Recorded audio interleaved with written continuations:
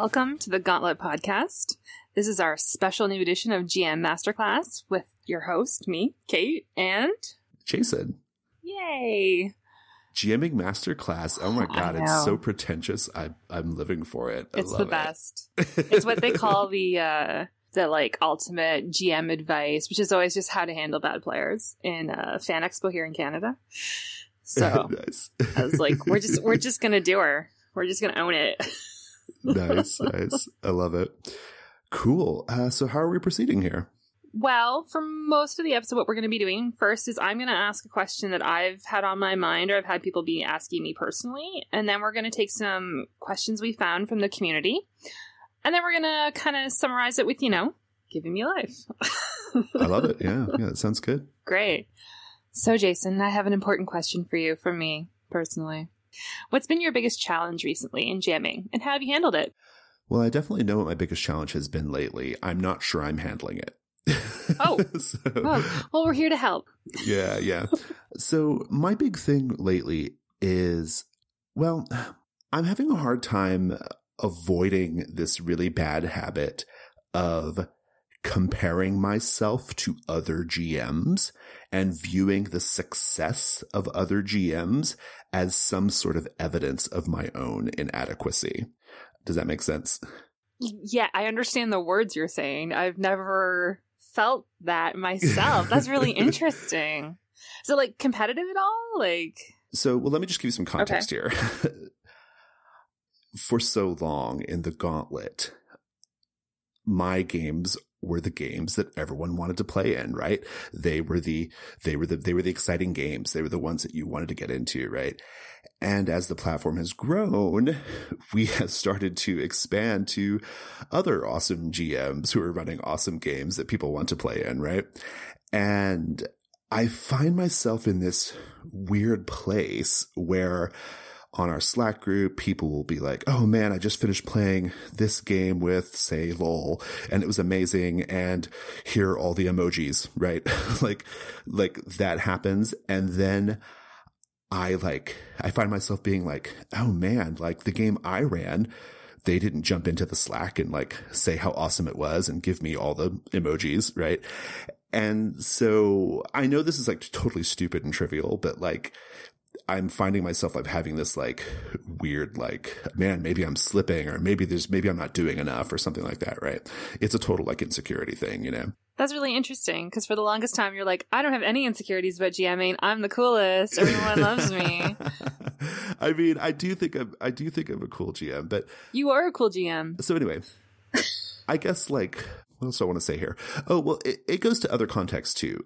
Something that's a big thing right now is people playing games on Twitch, right? And you have these Twitch GMs and all this other stuff. And I get a little annoyed because just because they're on Twitch, they have these thousands of people watching them GM a game, right? But they're sometimes garbage GMs, they're not even any good, And so that bugs me too. It's I want, my games are good. How come nobody, I want people to watch my games. So it's just a general sort of comparing myself to other people and trying to not let that become some kind of weird thing, I guess. How are you going to handle that? I guess might be the question. It's fine. I mean, it's no big deal. I mean, I'll get over it. It's a sort of I think it's a growing pains thing for us on our platform, me suddenly not being the most important thing in the Gauntlet, right? It's a sort of weird space to be.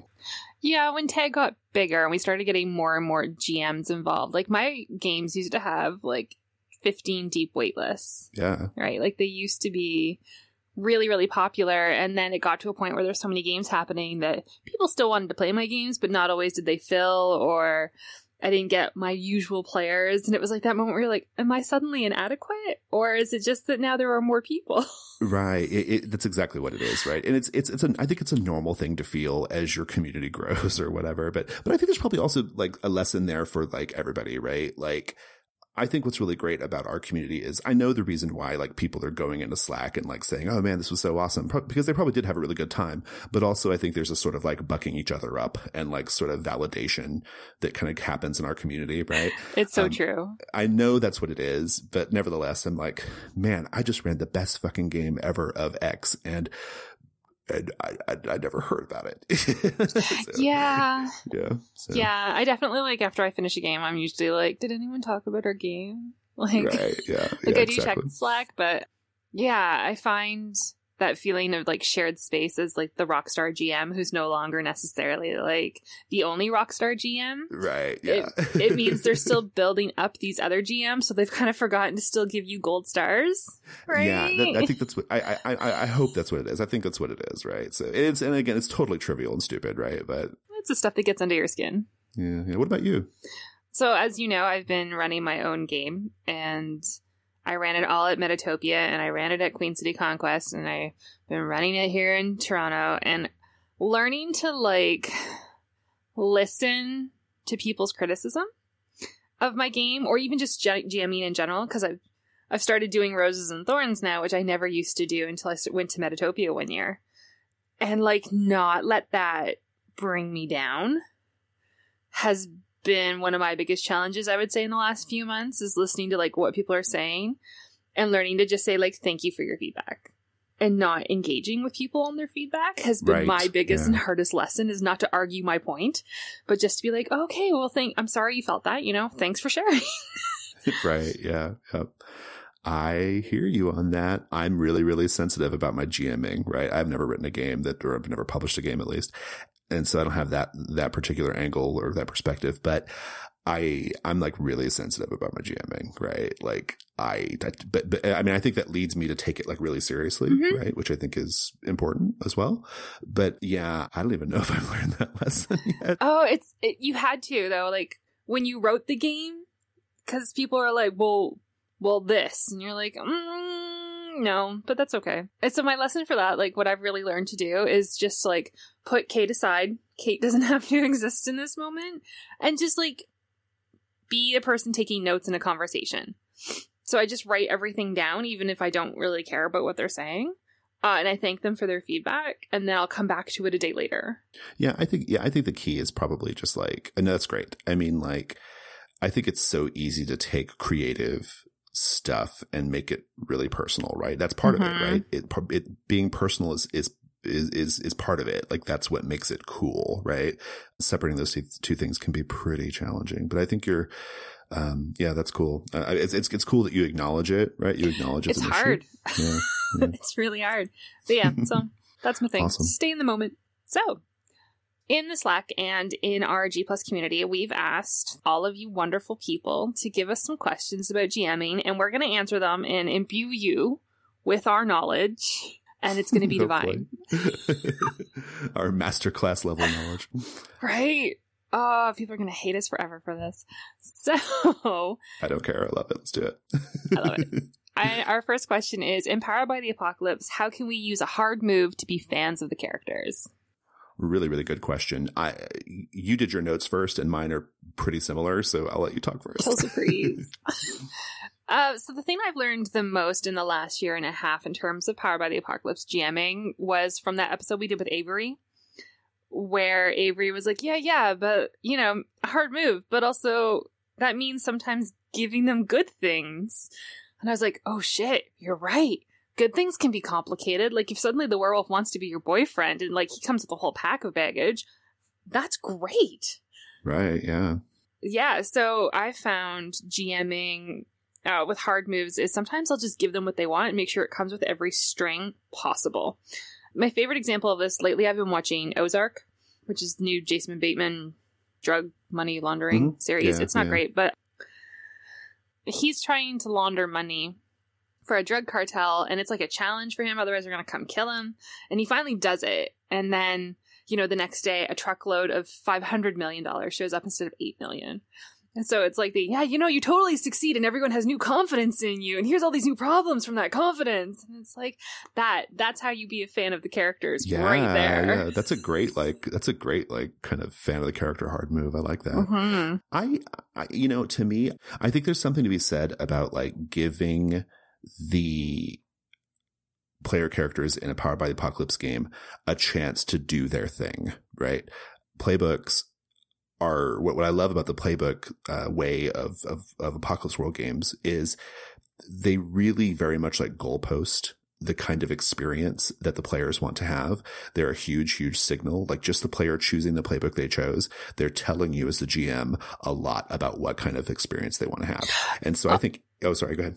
Well, also paying attention to what moves they choose. Oh, yeah, absolutely. Of course. Right? Yeah. I mean, the moves, the selection of the playbook, the selection of the moves, they're a huge goalpost for what the player wants to do.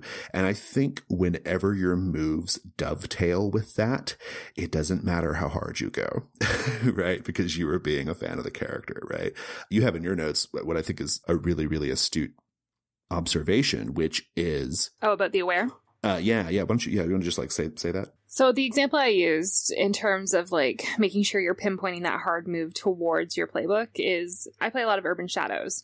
So, you know, the aware facing off against a werewolf is super scary, but so not the aware's strong point. It's more interesting if you stick the aware somewhere and now they have to call in a debt to bring their friends in to fight for them because they're good at that. Right? Yeah. So like maybe the werewolf doesn't bite them. Maybe the werewolf forces them to like slam the bathroom door closed and they're like they have 5 minutes before bad shit happens. Those hard moves where it sets up the like player and the playbook to be able to shine, that's being a fan. Yeah, absolutely. I love that example, and I think that's exactly right. I mean, another thing I will add into is I think that there's a lot of power in sometimes disclaiming decision making as the GM, right? One of the things that I learned from playing Powered by the Apocalypse games is that the PBTA player tends to want to do the hard thing, right? They tend to want to do the thing that is like complicating and difficult, right? This is not always the case in, say, Dungeon World. We set Dungeon World aside for a minute, but like every other PBTA game, that tends to be the case. And so sometimes what I do whenever I've got a 6- on the table and the situation is really, really hot and I have an idea about going really hard, what I'll sometimes do is say, I think we need to really fuck this character up right now, you guys. Like, this feels like a moment for some really hard shit. This is what I'm thinking. What do you guys think? And they will get you to the place, right? Yeah. They will get you to the place that is harder than what you had in mind. And they love it more because it's like, they naturally like do it in a way that makes them be badasses, right? So yeah, the hard thing is happening, but they're getting to see, they're getting to see their group or the character be really cool. And so it's a thing that I have not witnessed much in a lot of PBTA GMing, but I think it's something worth exploring, which is, the game is a conversation, and sometimes the game being a conversation means turning over decision-making responsibility to the players, letting them have input on that. They'll get you there. That's interesting, because I've never really, gotten the disclaimed decision-making. I've read the notes on it so many times in everything I've run, and I've been like, I don't get this. I don't get it. But I am the first person who's I will stall for maybe a minute and a half where I'm, trying to think of a good hard move, and there's nothing in the fiction that makes sense to me, before I'll just look at everybody and be like, so what do you guys think should happen? Yep, exactly. Yeah. I mean, it works also in the context of you're just kind of spent and you don't know what else to do, right? But I think it's particularly powerful in the context of, oh man, he pushed his luck. This situation is hot. I think we need to hit him hard. What do you guys think? And it all just goes from there. The other way I've seen that work is where someone will turn to the person who failed and be like, what is the worst thing that could happen right now? Yeah, absolutely. And the player's like this. And you're like, great, that's what happened. Yeah, it's shocking how much players will tell you, the thing they are, that they're going to get the most emotional, reaction out of them from, right? They'll tell you, in different ways. And paying attention to that is a really important thing. So we good? You have anything else you want to add to being a fan of the players? I don't think so. No, I think we covered it pretty well. What's our next question? What are some self-care tips and tricks for pre-game jitters and post-game letdown? Well, I have a feeling we're going to have really different answers on this. Oh, I'm excited. Not just because I've seen the notes, but also because I just know how you and I operate. I'm a big believer. I'm very, very big believer in task-oriented problem solving, right? I think you can solve most things in my life, at least for me personally. I can solve most things by making a task out of it. I can't say I get pregame jitters much anymore. There are a couple of specific circumstances where I do though. And for me, one of the big ones is Dungeon World. If I'm running Dungeon World with a brand new player who also listens to my podcast, that's super fucking nerve-wracking. Okay. It's really nerve-wracking because, I co-host a Dungeon World podcast that's really popular, for a really, really big portion of the Dungeon World community. I'm a major voice in that community. Right. And so when I get a new player, I feel like, holy shit, I have to give them the best Dungeon World ever because that's what they expect, right? So I do get nervous. But here's the thing, like in that specific circumstance, I work through it. Like I think, okay, what is it that's making me nervous? Well, the thing making me nervous is I'm scared this person's not going to have the awesome time, right? They're not going to have this great experience. They're going to have an experience that does not match up with what they thought they were going to get. And so, rather than get consumed by that, I try to solve it. And so so what I'll usually do is I'll say, well, you know what? In the very opening scene, I'm fucking with that player, right? I'm putting that player in danger. I'm making that player be the character who everything hinges on in that first, like in medias res scene, right? That's just, that's kind of how I work through stuff like that, right? It's like, well, what's making me nervous about this? What do I have to do to fix it? Let me beat it up. Yeah, exactly. So yeah, as far as pregame jitters, I think that's my answer there. Yeah, I don't do that. No. But I think of pregame jitters in like an actual mental health way because I have anxiety. So when I get pregame jitters, it's usually because I'm anxious and I feel anxious. And sometimes when you have anxiety, the line between like jitters and anxiety isn't super clear. So the two kind of blend together. So for me, I actually use this thing called Rescue Remedy, which is a herbal supplement that you put in your water and I just sip it the whole game. So it just looks like I'm hydrating, but I'm actually managing my anxiety.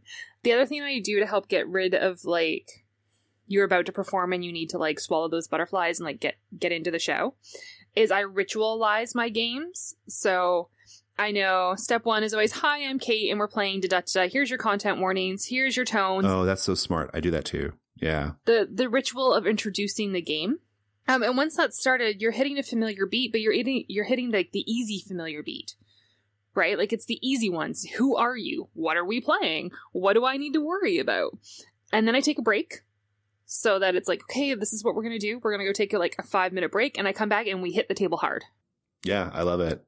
The ritual process is great. I mean, honestly, that's basically my answer, right? Like it's a task oriented response to nerves, right? Yeah. I mean, my CATS procedure, which I say I didn't invent it, but I use it a lot. I put it right in there. The CATS procedure. The CATS procedure, which a lot of our listeners will know, I have thought about that. I know what I'm going to say, and it's just me talking, right? Like it's just me doing it.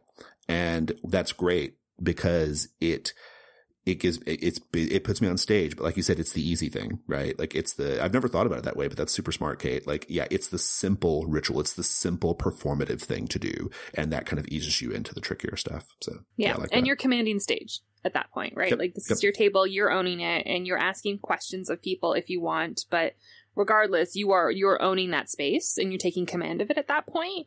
So it's another like, oh, now I'm in control. Yeah, no, that's a super, super sharp observation. And that's definitely how it works in my games too. Cool. What about post-game letdown?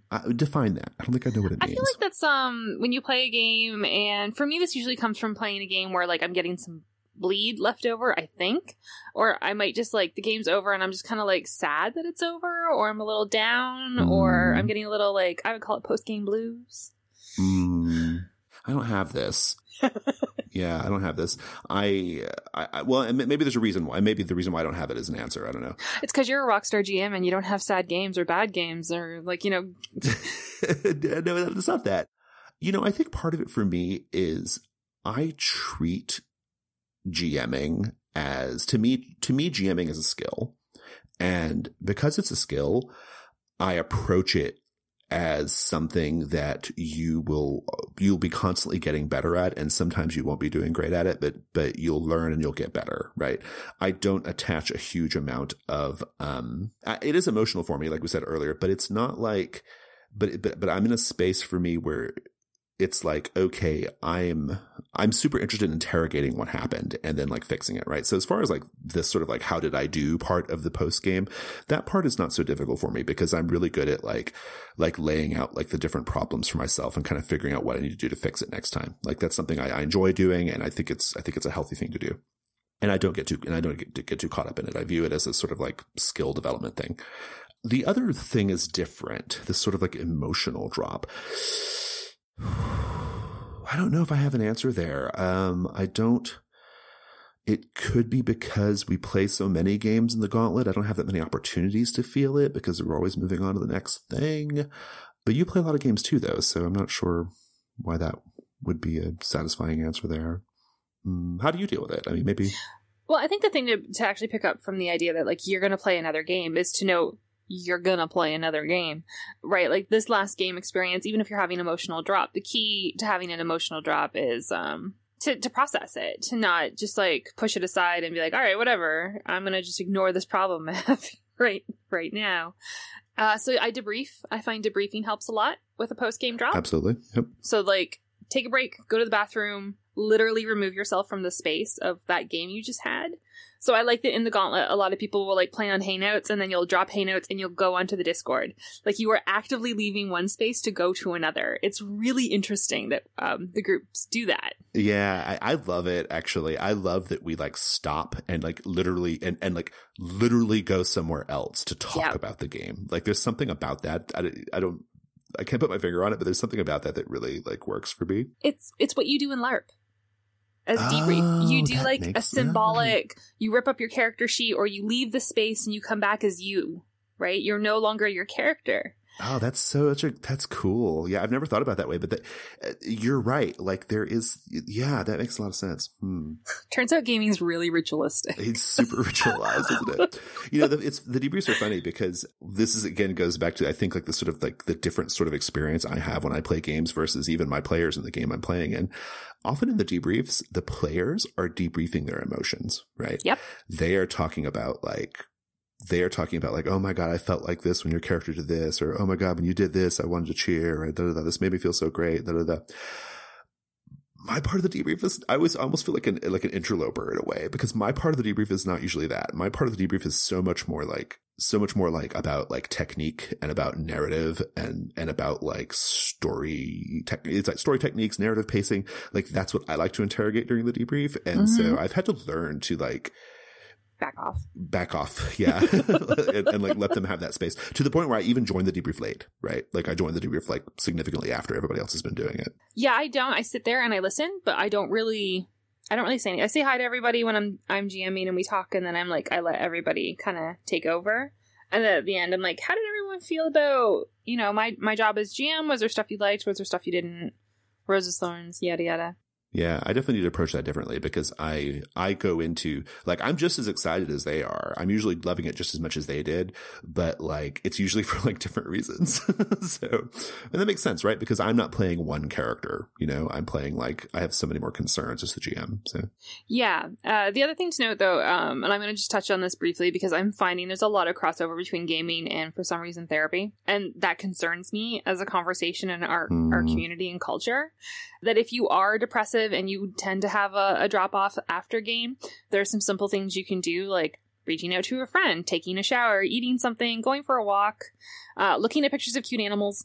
All these things will actually improve your mood. But that being said, like your debrief space is not a space for you to unpack your mental health. Right? Like, yeah, we're not therapists. Yeah, it's a good note. Yeah. I mean, yeah, that's for sure. I mean, yeah, I hear that. It's a super interesting conversation. I think it seems like our answer though is just like having a good debrief. It is. I think making that space now to like have a moment where everyone reconnects and is a person and not their character and kind of lets the game kind of fade into the background is much healthier than just being like, okay, good game. See you next week. Well, and also, and since this is a GMing advice show, I would also say that, you know, one thing you can do to keep that high going to the extent that you really want the high that you get from a great game, your intercession work and your prep is a big part of that, right? Your lonely fun is a big part of that. You know, one of the things that I love to do is after I've had a really good, I'm on a really good high because of a game, and that'll carry me for a little bit. And as soon as I start to like flag and I find myself wanting to play that game again and being a little upset because, I have to wait a while or whatever, I just start thinking about the next thing, and I start updating my notes and I start doing all that. I find that helps. Yeah, I for all my games that aren't on the Gauntlet, so all my people meet space games, I have a Facebook group and we have a Facebook chat and we put theme songs up, and the theme song for this episode for your character was, and we put pictures of the characters and NPCs, and so I update all my stuff just because it makes me feel like I'm still doing stuff for the game. And then as I add new stuff to the chat and the Facebook group, everyone's like, "Oh shit, that character! I hate that guy." Yeah, that's great. Right? Yeah, that's a great thing for sure. And I see that in our Slack too. I see like people make picture boards of the characters, and they make playlists for their characters, like music playlists. And I love all that. I think it's great. It's not like a thing that I personally like get into or whatever, but like I love that they do it. So, and it's my favorite. I love making playlists. I have like 8-9 hours of songs just for my one character. Nice. All right. What's our next question? How do you short but effective prep? Oh, I have so much to say about this, and I'll try not to. Why don't you start us off then? Because I'll try not to take an hour. Short but effective prep. Okay. I think first of all, I think it's important to like talk about like why do we prep? What's the point of prep, right? I think that there's a sort of traditional way of doing prep, and that's not what I'm talking about. That traditional way of doing prep is, thinking about all the different NPCs, thinking about your world, thinking about your storyline. Just think of like the classic, dungeon master, D&D dungeon master who's got his world and he's doing all this stuff. That's not what I'm talking about. And I don't think that's the kind of prep that we're interested in here. I think the point of prep, good prep, is you interrogate your setting. I used to say think critically about your setting, but now I say interrogate your setting. You interrogate your setting so that you know how the world will respond to the players, right? And there are things you can do to ease that process. I happen to think that the Apocalypse World front creation process, for example, to me, I don't think the usefulness of fronts to me is not like the piece of paper you have in front of you, the list of things. The usefulness to me is by thinking about stakes questions, by thinking about, threats, and by thinking about all that stuff, you're interrogating the setting, right? And so you start to like build this map in your mind of like what the setting is like and how it responds to things. I think that's the important part of like front creation. For other games, I have a technique that I've been doing for a long time, and I don't do this precise version of it anymore, but I call it 731, and some people know it, and I've talked about it in other places. Never written it down though, incidentally, because I never write anything down. But 731 is an exercise that I cobbled together from different sources. Dogs in the Vineyard, the Jankcast, Jared Sorensen, like some of the advice that these folks were saying. I kind of cobbled together this process for myself. And what it is I think about 7 NPCs, set pieces, or encounters. I give them a motivation. And then for each of those 7, I come up with 3 details that I can describe and play, sensory details, sights, sounds, that kind of thing. And then I come up with one way that I can express that at the table, either through a voice, through an accent, through a weird noise, something like that, right? A body posture.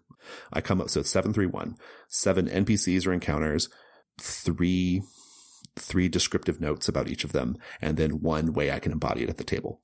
Now, this is super helpful for me as a GM because, well, in a simple way, you have a list of things, I suppose, that you can like grab. But more importantly, like I said earlier, it's more about like, I've thought about my settings to the point where I can respond with details, right?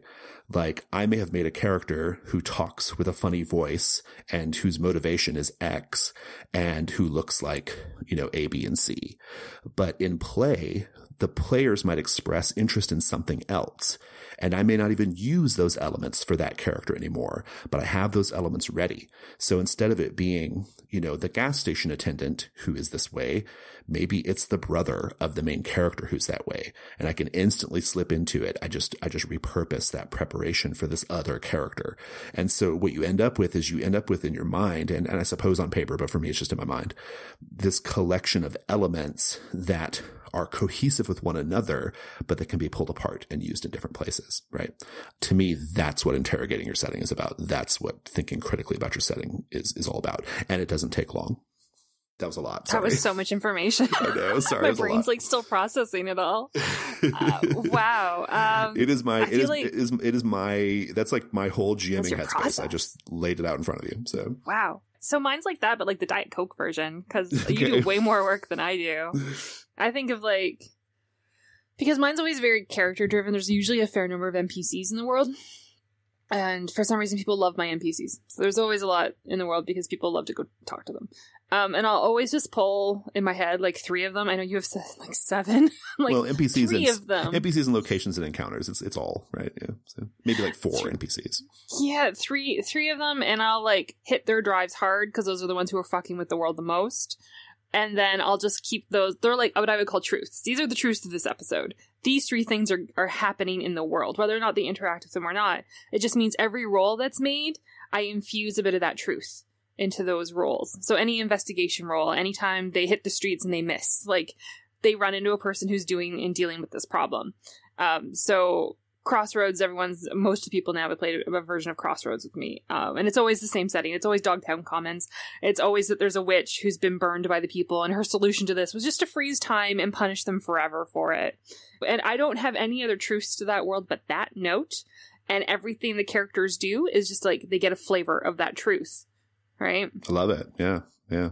So to me, it's integrity in the world, and I think that's your interrogate your world. I would just call it have world integrity. Yeah, or I used to say think critically about it, or have it be honest. Right? It's the same idea, right? It's all kind of the same thing. Integrity, honesty, that whole kind of just make sure your world sings in one song. And what we're getting at here is improv GMing, right? Yes. I mean, what I love, not love, I'm putting that in quotes. What I love whenever people say, "Oh, I don't do any prep at all. I'm an improv GM." Okay. I mean, I think I'm an improv GM too, but I still think about my setting, Mm-hmm. I don't think, I think just sitting down with nothing and just sort of springing forth from the primordial caves is going to be this fantastic, creative energy that's going to create your world. Maybe that works for some people, but I think you need to fucking think about your setting a little bit before you sit down. Even if you don't even use that stuff, it's just, like you said, it's just about making the world have integrity. It's just about having honest responses to things, right? And I just don't think you can do it. And so again, the question was short but effective. The way you've described it sounds really short and effective. This idea of 3 anchors in the world that are true. I love that. Mine is basically the same thing. It's my 731 gives me, it's a little more abstracted in the sense that I anticipate using those things wherever I need them, mm-hmm. but it's the same idea, right? It's we're not too off from each other. Yeah, we're not. There's slightly different ways of going about it. I also think it depends on what your goals are for the session, right? What you've described, it would be really great for short series and one shots, right? Which is what I run. Right. Yeah. Where you need it to be really, really focused. What I've described is great for, I think it's good for lots of circumstances, but maybe not a one shot. It's more of a campaign. 10 episodes. Sandbox. Yeah, kind of a sandbox kind of thing, right? For a one shot, I approach a one shot slightly differently. I definitely add more. I definitely frame it a little tighter and add more of those heavy anchors like you described. But I don't think we're too off on this or too apart. No, for campaign play, because I run a lot of, I would say 6 episoders. 10 episodes is a long play for me. It's not, I don't like it, but 6 episodes is my sweet spot, even 4. For those ones, the anchors will often just get new notes. Exactly. So the truth of this world is the supernatural is being discovered. Okay, cool. So that's happening. And then you just keep adding notes on how that's building. So the new anchor for episode 4 will be a note of the first anchor. Yeah, precisely. Yeah. I mean, after I've done my little 731 mind map, in between sessions, I refine it, right? I refine it based off questions I ask the players. I refine it based off what happened in the session. So yeah, absolutely. Yeah. And I also make NPC cards, which is a very easy thing to do. I just use index cards. If you're like me and you like pretty pictures, I actually print pictures out and attach them to all the cards, but I'll just write their name, something about them and what's their drive on the back. And I will have them in play. And I'm like, this is the character coming at you. And I can easily look at the back and be like, oh, and they really want to fuck with you, friend. And you owe them a debt. Nice. Yeah. So that's my fast prep is always just world integrity. Well, so we have one more question. And this one you've taken from our Slack group. This is from Donna McCarthy. What to do when players are struggling with their characters, either in terms of their core concept as it gels with actual play or making them work mechanically? Those are two distinct questions, right? Yeah. Those are two really distinct questions with different answers. The first, the core concept in my games, I try to head that off at the pass by basically, I prefer that players sit down with a pretty sketchy idea of their character. I don't want to know a lot about their character in the beginning because I do know it's going to change. And I do know that we're going to be like fiddling with it as we sort of settle into our setting and settle into the group dynamic. And so I strongly discourage my players from having a ton of backstory and even a really strong core concept. Like maybe have an idea, but be flexible, be willing to kind of play with that. So I'm more of a like head that off at the pass kind of guy. We're just not even gonna go here. But having said that, though, it does nevertheless happen to where you end up with situations where someone has like a really strong idea for their character, and it's an idea that overpowers the group sometimes, or it's so distinct and oddball that it just doesn't fit, right? And I think that's what Donna's getting at. I'm not sure what the answer is, except to say that, I think obviously keeping lines of communication about it open are great. Maybe asking the player, like, being really upfront, like saying, I think this character concept is not really fitting in terms of tone or in terms of like what the group is kind of aiming toward. What's the like one thing you really love about this idea? Can we just take that and then drop the rest of this stuff? Yeah, this actually happened to me as a player. A couple of years ago, my friend Rob was running Apocalypse World's first edition, and I fell in love with the touchstone. So I was going to play a touchstone. Now, I made the character, I circled all the boxes, I did all the things, and I just had no idea who this character was. No idea. And I was playing a dude, and I don't normally play dudes, so I was like, I don't even fucking know what's happening anymore. Who is Oz and what's happening? And I wandered around for 8 episodes. Doing nothing. Like, I had no connection to this character. Wow. Until Rob was finally like, why don't you play another character? And we'll spotlight Oz. And that's what we ended up doing. And that actually drove home that Oz was more like the Punisher, really didn't deserve his own, like, long story. But, like, it's just bursts of violence. Nice. So sometimes when, like, people are struggling gelling with their character, offer them a break. Right? If you can ask all the questions you want. What is it you love about this character? What is it that you're trying to? What are you trying to get to? And if those things obviously don't gel with your word, that's a whole other conversation. But to me, this is a question of like when people make a character, especially in Apocalypse World, where you're like circling a bunch of stuff, and you're like, I don't get it. This is not a cultural touchstone for me. Yeah. I find the Veil a lot does that with me, just because that is not a world I'm really into. Is when I read a Veil playbook, nothing comes to mind. Right. Yeah. There's no touchstone. You don't have those like, those sort of like genre touchstones or whatever. Right? Yeah. And it's the same thing with Apocalypse World. I don't like apocalyptic fiction generally, so I read it. And I'm the same way. I'm terrible at running Apocalypse World. It's not my strong suit. Right. So I read it and I'm like, what the fuck do I do with this battle babe? What the fuck is a battle babe? I don't even know. So those people, I asked them a couple of really hard questions, and I'm like, okay, let's just really play off your moves. And then if a couple sessions, it's not your jam, burn it. Make a new character. Yeah. Well, I think that's actually a pretty good segue into the mechanical aspect of Donna's question too, right? I mean, I think this is a much easier problem to fix, for one thing. It is. It's a much easier problem to fix. So a lot of times this happens a lot. I think this happens at least once every few games I run, where the player chooses certain stats, they choose certain moves, and they realize that what they were interested in exploring with that character is not being supported by the moves, not being supported by the stats that they're supposed to roll, not, the mechanics are not pushing them in the direction they want to go. And so just let them change it. I mean, I feel like you should have a grace period of a session or two, where they can go in and kind of just change that stuff. If there's another move that would get you to the place you'd rather be, fine. We've seen move A fire off 2 or 3 times. It's no big fucking deal to just like remove that move and change to move B. Like it's not a big deal. So just do it. The same thing with like just doing little tweaks and hacks. You know, in Dungeon World, I had a player once who the way their magic worked, it didn't make any sense that intelligence was the stat. They thought charisma was the better stat based off how magic worked in their conception of magic. And I was like, fine, it's charisma now. You know, like just change it to charisma. These games don't break when you do that, right? Yeah, I do that a lot too. I find people like, I took this one move and I haven't used it in 2 sessions because the game's just not going there. And I thought it was cool, but now it's not useful. It's like, then take something else. Yeah, no one cares. It's literally it's no big deal. I mean, it's really not. That is the part of the game playing process that we should not, that it's not, it doesn't matter if that's honest, right? Like it doesn't matter if that's like totally rigorous. Like that's the stuff you can kind of fiddle with, right? It's way more important to get the story you want. Well, absolutely. And you can see it multiple times in actually even television shows where like they've started with this character who had this core concept and by episode 2, that's gone out the window, right? Like how many times does Mal actually call Inara the ambassador? Right. One episode. Because it was stupid. Right?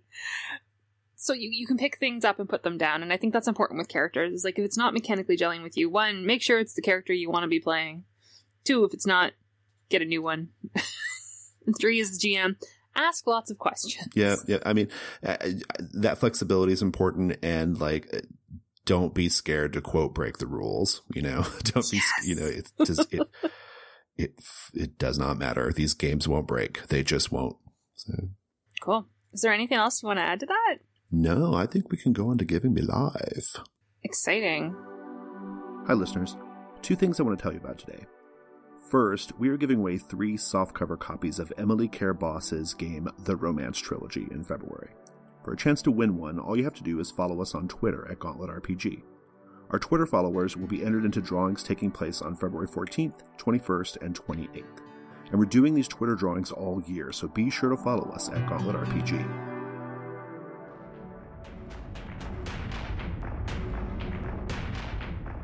The second thing I want to tell you about is the new issue of Codex.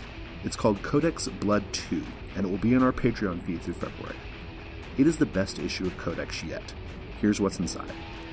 Dia de los Muertos, which are procedures for a 4-session gaming event involving the final girl and Cheat Your Own Adventure. 5 more blood-soaked magic items for Dungeon World. The Croatoa, a dark and intense OSR scenario. Our newest Gauntlet daddy, Fang Bang, and 3 dozen cult horror movies. To get access to Codex Blood 2, just make a $4 pledge on the Gauntlet Patreon by February 28th. As a bonus, you'll also get the original Codex Blood. So go to patreon.com/gauntlet and check it out. Thanks.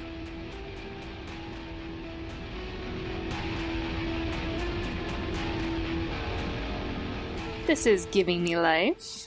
Jason, what's giving you life lately? Generally, the Nintendo Switch, I've had it for about since June now, and I still love it. I still play it every day. It's it's like one of my favorite objects in my home. But right now I'm playing Skyrim on Switch, Elder Scrolls Skyrim, which is a 6-year-old game that I've already dropped hundreds of hours of my life into. Oh no. What are you playing? I am a Redguard woman. Yeah, you are. I'm a Redguard woman who I'm currently kind of like playing footsie with the Black Brotherhood. So that's kind of where I'm at with that. Doing some assassin stuff, right? But I've dumped tons of hours in this game already. I know so much about Skyrim. It's a 6-year-old game. It doesn't even look that great on the Switch. But there's something super compelling about playing it on a portable. It's like super fucking compelling. Oh, interesting. Yeah, having that sucker like next to me at my desk, having it like, being able to take it to the bathroom, playing it in bed, taking it to the doctor's office. Super fucking compelling. Being able to play Skyrim portable, like it changes the game completely. It makes it a completely different experience. Especially because the Switch has like this instant on functionality. There's never like loading screens or anything. And so because of that, like you could just go in and, bang out a quest, like when you've got 10 minutes to spare or whatever, so yeah, I really love it. It's making me like I'm rediscovering a love for a thing that I used to love so much. Yeah, Skyrim. I can't play Skyrim anymore. I can't do it. There's so much Goddamn to vampires do still. everywhere. No, vampires kept kidnapping my wife, and I just got really pissed about yet, it. So no, I can't. what's giving you life, Kate? So Netflix released The Punisher. I haven't seen it yet. I want to. Fuck you. Like, you need to go watch it right now. It is, I think I'm on my third watch through. And I watched it all in the first 24 hours. It's all that was on my Facebook was me just like live Facebooking my experience watching I saw this. a little bit of it, yeah. So good. It's a very fascinating examination of PTSD, trauma, the spaces we allow men to navigate emotionally. And there's like a paradigm of every one of those type of like spaces we allow. The ending is phenomenal. It's so good. Like, it made me so happy. Yeah, I want to watch it now. My interest in it, well, that's that sounds really great, but I just think John Bernthal is so hot. Like, he could punish me whenever he wants. I can't back you up on that one. I did see Justice League just for Jason Momoa. So that's fair. Yeah. All right. So that's what's given us life. Hot men. Well, listeners, that's our show. If you want to get in touch with us, we are on G+. Just go to the community section of G+, and search for the Gauntlet. You will find us there. We are on Twitter at Gauntlet RPG. We have a Patreon. It's patreon.com/Gauntlet. If you'd like to support us monetarily, we always love that. And what else do we have going on? I think that's it. Kate, where can we find you? Bluestockings.ca. Awesome. Well, that's our show. We hope you enjoyed it, and have a fantastic day. Yay.